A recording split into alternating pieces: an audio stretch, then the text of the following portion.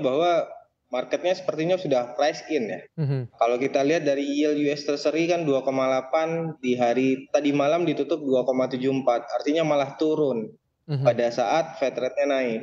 mhm, Yang paling turun itu malah yang US Treasury 2 tahun, yang which is itu adalah biasanya jadi benchmark dari bagaimana pergerakan Fed rate sebesar 6 basis point. Artinya bahwa marketnya melihat bahwa resiko resesi mungkin sudah mulai berkurang di US. mhm. Di saat yang sama kalau kita lihat juga dari USD Index kemarin turun juga. Jadi ya tentunya ini hal positif secara global. Walaupun mungkin ada resiko yang juga dikatakan oleh Jerome Powell bahwa inflasi yang mesti ditaklukkan. Mhm, Dan di dalam negeri kalau kita lihat juga di pagi ini yield Sun juga lagi turun, artinya harganya lagi bagus. mhm, Artinya pasar dalam negeri pun untuk pasar fixed income juga lagi positif. mhm, Begitupun juga dengan IHSG. mhm. Tapi kalau kita lihat juga nih Mas Fikri, kalau sebenarnya, The Fed menaikkan 75 basis point ini sudah ya bisa dikatakan ini ekspektasi para pelaku pasar. Tapi ke depannya di bulan Agustus nanti kan tidak ada FOMC meeting.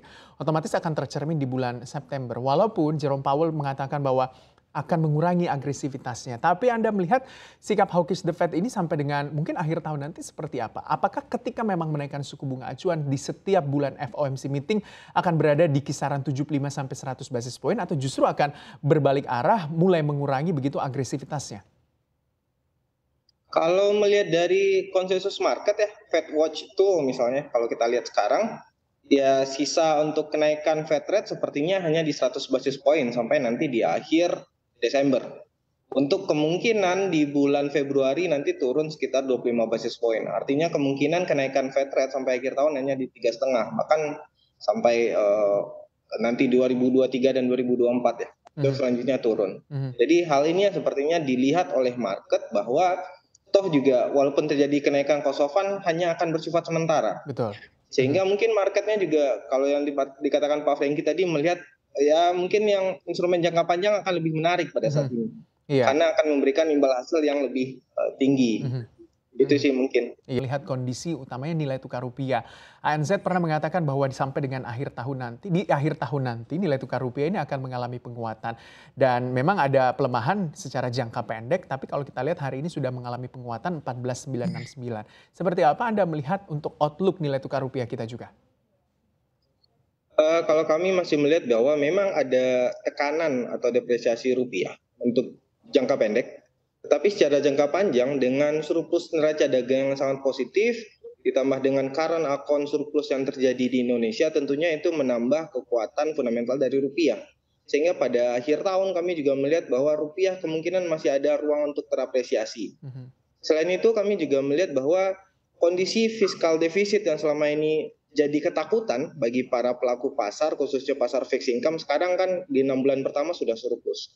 Artinya kemungkinan juga untuk defisit dari APBN juga kemungkinan akan jauh lebih rendah daripada target 3,8% GDP yang dicanangkan di APBN 2022. Artinya lagi bahwa ternyata instrumen kita dari sisi lelang primer kemungkinan juga akan turun. mhm. Artinya lagi di pasar sekunder kemungkinan juga akan relatif lebih baik seiring dengan adanya konsep burden sharing dengan Bank Indonesia yang masih akan berlaku sampai nantinya di akhir 2022 ini sih. Mhm.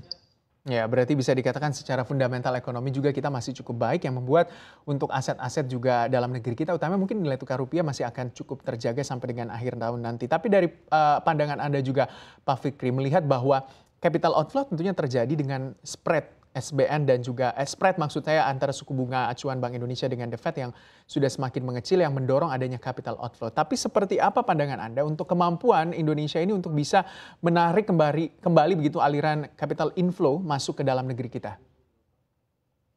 Di satu sisi memang disayangkan ada capital outflow, tapi di sisi lain kalau kita lihat likuiditas dalam negeri kan sangat ample sekarang. Kalau Mhm, kita lihat dari pertumbuhan DPK perbankan udah 10%.